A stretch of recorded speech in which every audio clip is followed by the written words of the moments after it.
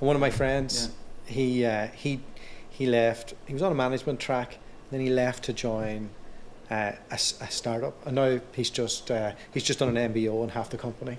Yeah.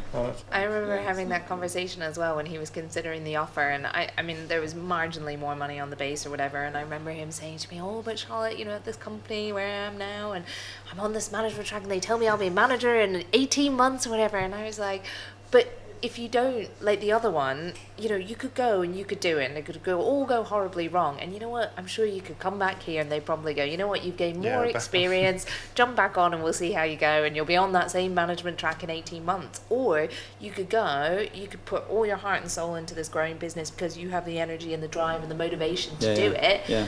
And it could take you, who knows where. And, before you know it, it was like he was director of that region. And then, as you say now, he's already like a half shareholder in this new company with the guy. And, so I think sometimes if you've got that drive, you've got that motivation, that entrepreneurial spirit, and, you want to sort of look to invest in a company that's going to invest in you.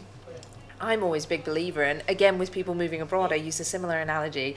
If you give it a go and it all goes wrong, just go back to what you know. But at least you tried and you've experienced it. And the worst case scenario, you go, hey, that wasn't for me, But if you never did, you'll always question it. Yeah, it is that sort of thing to really give it a go, isn't it? I mean, those are the things. People shouldn't do it, I don't think, as a sort of, gap year.